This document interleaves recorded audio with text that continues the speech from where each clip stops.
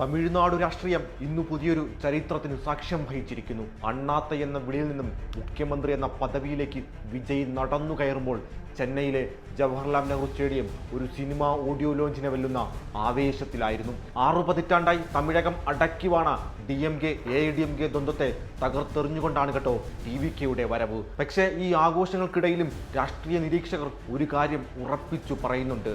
വിജയുടെ യഥാർത്ഥ പോരാട്ടം ഇനി തുടങ്ങുന്നതേയുള്ളൂ എന്നാണ് അവരുടെ പക്ഷം. കേവലം 121 സീറ്റുകളുടെ നേരിയ ഭൂരിപക്ഷത്തിൽ പുറത്തുനിന്നുള്ള പിന്തുണയോടെ ഭരിക്കുന്ന ഒരു സർക്കാർ എത്ര കാലം സുരക്ഷിതമായിരിക്കും? പരിശോധിക്കാം വിശദമായി.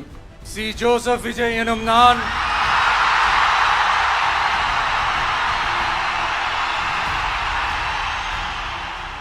new era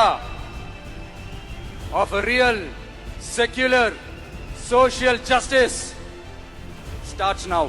വിജയുടെ വിജയം ഒരു പൊളിറ്റിക്കൽ എർത്ത്ക്വേക്ക് അഥവാ രാഷ്ട്രീയ ഭൂകമ്പമെന്നാണ് മുതിർന്ന മാധ്യമ പ്രവർത്തകർ വിലയിരുത്തുന്നത്. എന്നാൽ ഭരണം അത്ര എളുപ്പമായിരിക്കില്ല കേട്ടോ വിജയ്ക്ക്. ഒന്നാമത്തെ ഘടകം നേരിയ ഭൂരിപക്ഷം എന്നതു തന്നെയാണ്. കേവലം 3 സീറ്റ് മാത്രം മുകളിലാണ് വിജയുടെ കക്ഷിനില. അതുകൊണ്ട് തന്നെ സർക്കാരിന്റെ നില അത്ര ഭദ്രമായിരിക്കില്ല. കോൺഗ്രസ് ഭരണത്തിൽ പങ്കുചേരുമ്പോഴും CPI, CPM, VCK തുടങ്ങിയ പാർട്ടികൾ പുറത്തുനിന്നാണ് പിന്തുണയ്ക്കുന്നത്. അതുകൊണ്ട് തന്നെ ഇതൊരു ബ്ലാക്ക് മെയിൽ രാഷ്ട്രീയമായിരിക്കാനുള്ള സാധ്യത വളരെയധികം കൂടുതലാണ്. നയപരമായ കാര്യങ്ങളിൽ ചെറിയ അഭിപ്രായ വ്യത്യാസം ഉണ്ടായാൽ പോലും വിജയ് സർക്കാർ പ്രതിസന്ധിയിലേക്ക് മാറിയേക്കാം. വന്ദേ മാതര വിവാദം ഇതിനൊരു തുടക്കമാവുകയും ചെയ്തിട്ടുണ്ട് കേട്ടോ. രണ്ടാമത്തെ ഘടകം വിജയ്ക്കെതിരെയുള്ള DMKയുടെ നീക്കമാണ്. കോൺഗ്രസിന്റെ കൂടുമാറ്റത്തെ വഞ്ചന എന്നാണ് സ്റ്റാലിൻ വിശേഷിപ്പിച്ചത്. വിജയെ സ്വാഗതം ചെയ്യുമ്പോഴും വിജയുടെ ഓരോ ചുവടും നിരീക്ഷിക്കാൻ പ്രത്യേകം സമിതികളെ സ്റ്റാലിൻ ഇപ്പോൾ തന്നെ നിയോഗിച്ചു കഴിഞ്ഞിട്ടുണ്ട്. ഭരണപരമായ ചെറിയ പാളിച്ച പോലും സർക്കാരിന്റെ പതനത്തിന് കാരണമായേക്കാം. ഒരുപക്ഷെ അധികാരമേറ്റ ഉടൻ പ്രഖ്യാപിച്ച 200 യൂണിറ്റ് സൗജന്യ വൈദ്യുതിയും സ്ത്രീ സുരക്ഷാ പദ്ധതികളും ലഹരി വിരുദ്ധ പദ്ധതികളും ജനങ്ങളെ കയ്യിലെടുക്കാനുള്ള നീക്കങ്ങൾ തന്നെയാണ്.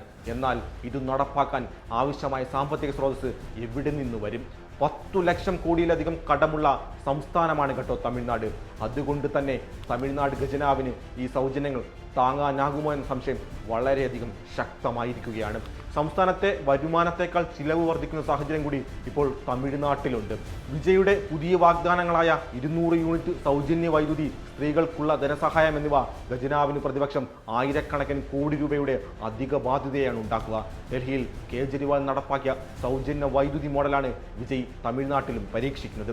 പക്ഷേ ഡൽഹിയെ അപേക്ഷിച്ച് തമിഴ്നാട്ടിന്റെ കാർഷിക വ്യവസായ മേഖല അതിവിപുലമായതിനാൽ തന്നെ ഡൽഹിയേക്കാൾ ഇരട്ടിയിലധികം ചിലവായിരിക്കും തമിഴ്നാട്ടിൽ ഇതുമായി ബന്ധപ്പെട്ട് ഉണ്ടാവാൻ പോകുന്നത്.